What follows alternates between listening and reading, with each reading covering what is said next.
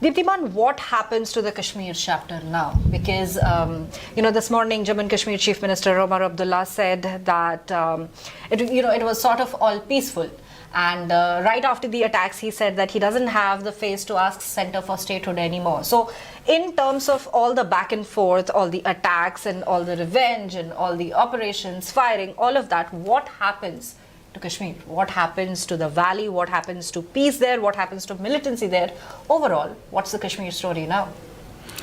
Well, Kashmir must be feeling like the filling in a sandwich, because on one side is India, on the other side is Pakistan, and both are, because fighting, both are fighting with each other, and in between Kashmir is caught. Yeah.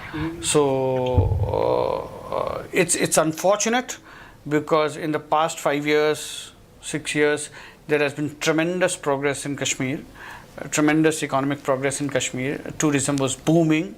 Although tourism accounts for only about 7-8% of the state's GDP, but it employs a huge number of people, and also people from all sections of the society in Kashmir. So this is a huge employment generator, and so more than anything else, this had generated a sense of calm, a sense of peace, a sense of normalcy in the Kashmir Valley, and Kashmir was looking at sort of gradually making this the new normal, where schools would remain open throughout the year, businesses would run throughout the year, there would be no stone pelting, there would be no strikes, and people were making money, people were prospering.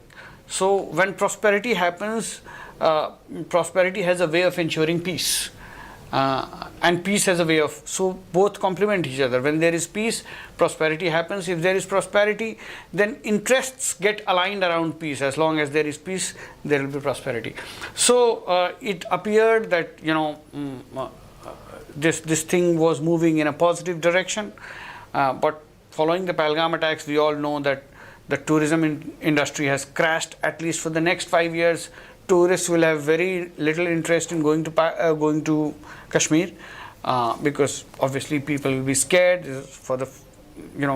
Rarely have tourists been targeted in Kashmir in the past 3 decades of insurgency there.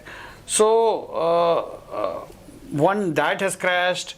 Then one doesn't know how long this India-Pakistan battle will go. Kashmir will definitely get caught in between. Already it is suffering most of the shelling right now, and people in Jammu and Kashmir are suffering it. Absolutely. People living on the borders are dying in it. So obviously all of this is going to impact Jammu and Kashmir in a major way. Any battle between India and Pakistan affects Kashmir. We all know that. Then again, a lot of investments had started flowing into Kashmir over the past 4 or 5 years. More than 1.25 lakh crore of worth of investments. If these kind of battles, skirmishes, or these kind of disturbances continue, investor sentiments may begin to get affected. Because any investor, anyone running a business would want some sort of predictability of environment for the business to continue. So all of that, yes, it is very unfortunate for Jammu and Kashmir, and on top of that, as you said, that their big political question of getting statehood, given the security situation, one can only guess that this is a can which gets kicked further away. This is a can that gets kicked further away for the Kashmir story right now. And of course, the situation remains volatile. Much remains to be seen if there will be any escalation from beyond the LOC, or what happens next. We could be in a state of limbo if nothing happens. That was Deeptiman Tiwary, senior journalist of the Indian Express. And next up is the country has been looking forward, not exactly looking forward, but was, sort of riddled with the so-called mock drills that have been announced since the last couple of days in various locations across the country.